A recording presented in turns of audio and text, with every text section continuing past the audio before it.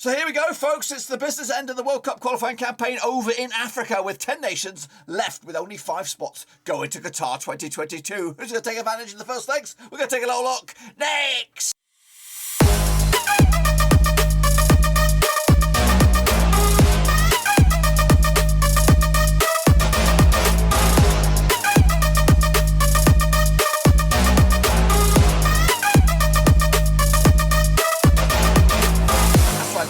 A prediction video today. We look forward to the 2022 World Cup qualifying campaign for Africa. We're into the playoffs. It is the first legs. We'll get to that in just one second. If you knew where you've been, smash your subscribe and get you back today. All things Africa related, World Cup related, world football related. We got all here, boys. And one Ruski. Of course, these guys, they're not even there. Goodness gracious me. That's right. Ivory Coast will not be at Qatar 2022, but there are 10 nations left with only 5 spots on the agenda. We'll take a look at it, all of it, in a minute. Of course, big shout out to my VIPs. They're the patrons, guys. Thank you for having, of course, behind the scenes. But anyway, let's get into it. That's right. Of course, looking forward to these ones. Of course, it's a double legger. Of course, you got to become the top team out of these, of course, on aggregate. And of course, we'll see who that will be at the end of this month, I think. So here we go then. These are, of course, the let's take a look at, of course, Prediction League and stuff like that. We have taken a bit of a back seat from Africa, but we're resuming it for the playoffs. So I don't know if there's anything worth your. Of course, to remind ourselves of how we got to the stage, of course, by revisiting the groups. That's right. Of course, the winners of these all groups will be meeting in those playoffs. Of course, starting with, of course, Group A with Algeria. They came out top bins over Burkina Faso. Remember, Burkina Faso from the African Cup of Nations did a fantastic job. Got to the semi-final stage, was it? That's right.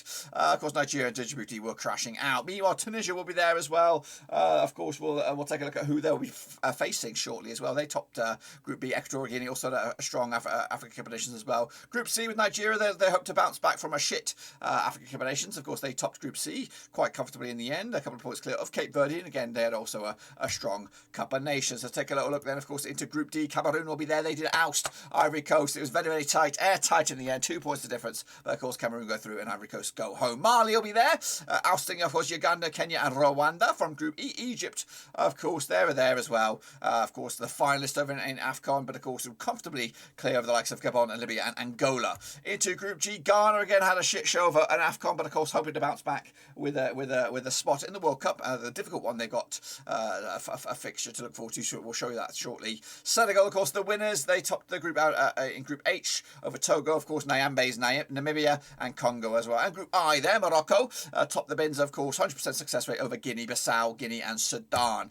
And then finally, of course, maybe the surprise package in all of this, Democratic Republic of Congo. They're there, of course, 11 points, of course, a little bit clear of Benin in the end. So those are the state of play there. That's, of course, the groups. Let's remind you of the Prediction League for Africa. We did, like I said, take a back seat roll on this, but we are back for this one. So at least there's 10 points on the offering. So realistically, if you're in 9th and upwards, you've got a chance to win this. But it looks like a 2 or 3, I'd say a top 5 horse race here between Hansworth, James Specifically Great, Ivan Stringer, A. Judy, Winky, to be the winners at the end of it. So that's the state of play there.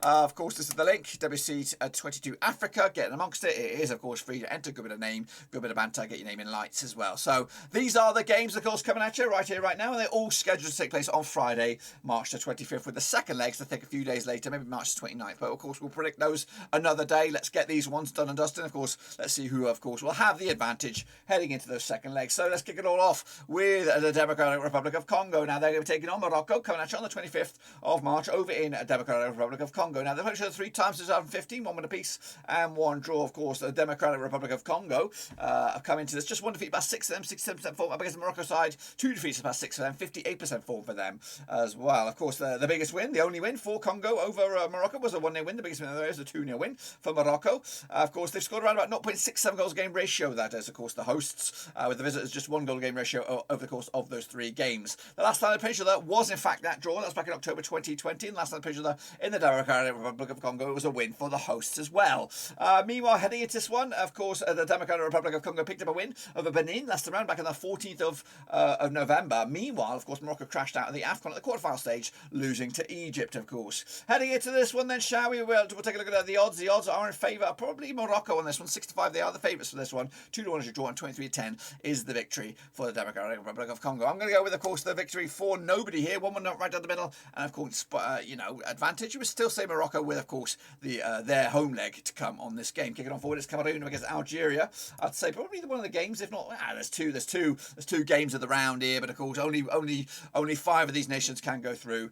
Cameroon, of course, taking on Algeria for the 4th time since 2004. 3, the previous 3, just 1 win for Cameroon, nothing for Algeria, and 2 draws. Of course, Cameroon, they're just 1 defeated past 6 for them, 75% form. Up against the Algeria side, of course, without a win in 3 now, 58% form for them at the moment. Bit of a disappointing AFCON for them as well. Last time played in Cameroon, it was a 2-0 win for Cameroon. And of course, last time played in Algeria, it was a 1-1 draw. Cameroon have actually scored 1.33 goals game ratio over Algeria, with the Algerians with a 0.67 goals game ratio heading into this one. Of course, Algeria's last match was a 3-1 loss to Ivory Coast in the AFCON group stages, of course, crashing out at the first hurdle. Meanwhile, Cameroon, of course, made it to the semi-finals and, of course, were ousted by Egypt. But, of course, they bounced back with a win over Burkina Faso last time round. The odds for this one, then, shall we? 11-10 is your Cameroon, 5-2 is your Algeria, and 2-1 is your draw in this one. I'm backing, of course, Cameroon here with a 2-1 win. Advantage Cameroon in this one. And, again, still on the line for them to get through in the second leg. Kicking off was Mali up against Tunisia. Let's get into this one, then, shall we? Of course, looking also on the 25th of March. Now, I played the 5 times in 2011, 2 in space and 1 draw. Just 1 defeat past 6 though for Mali right now, 75% form for them. Up against the Tunisia side, just 2 wins and 6, 33% form for them at the moment. Of course, Tunisia's biggest win over Mali was a 4-2 win. The biggest win the other way was a 1-0 win.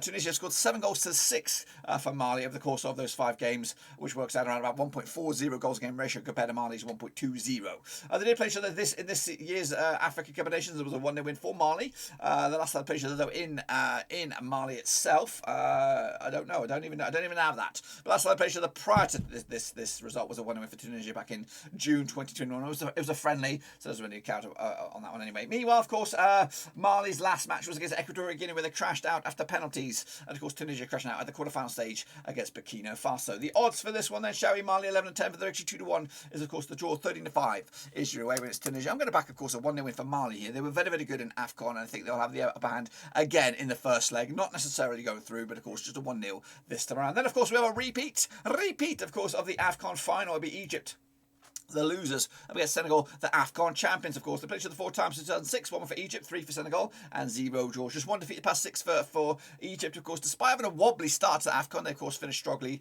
only to lose in the final.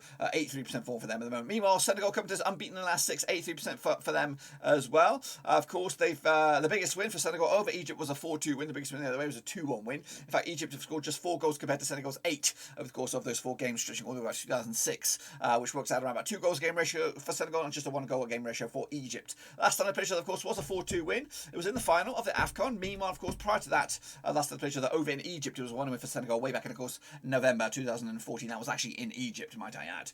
Kicking off, in fact, so Senegal have actually picked up 3 wins on the bounce against Egypt. Of course, Egypt, though, of course, the last games that both these nations played, of course, prior to this was, of course, that AFCON final against each other. So, familiar foes, of course, but the odds for this one, again, double-legged affair. 6-4 is your Egypt, 9-5 is your Senegal, and 90-10 is your draw on this one. I'm going to go with a 2-1 win for Egypt. Bit of revenge here, but of course not necessarily over the line again. A lot of these games anyway are one-sided, so or fine margins. Of course, it could swing back around second leg, evenly poised. That's what I'm trying to say. And then finally, of course, we have Ghana, of course, with and Nigeria, both very, very poor in the AFCONs this winter, but of course trying to bounce back and get themselves into the power tournament. That's of course the World Cup. And they'll lock horns again for the 7th time since 2006. The previous 6, though, 4 wins for Ghana, 1 win for Nigeria, and 1 draw. Just 1 win and 6 though for Ghana right now, 33% form up against the Nigeria side. Just 1 defeat the past 6, 75% form for them at the moment. Of course, Nigeria's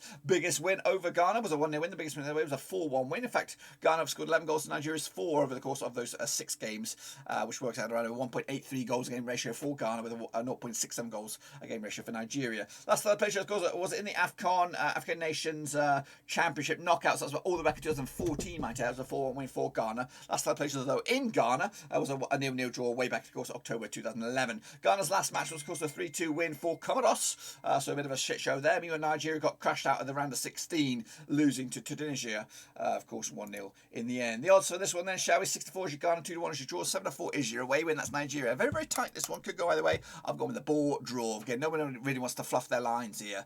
And, of course, maybe a scrambled goal or a late goal score in any of these games will actually make for a lively second leg. So bit of a boring first legs. I imagine nobody wants to mess it up, but I think overall the biggest winners on this first legs will be Mali, with of course a win and a clean sheet to boot. That's of course my picks. Of course, be sure to get your own picks as well, which that's for another day.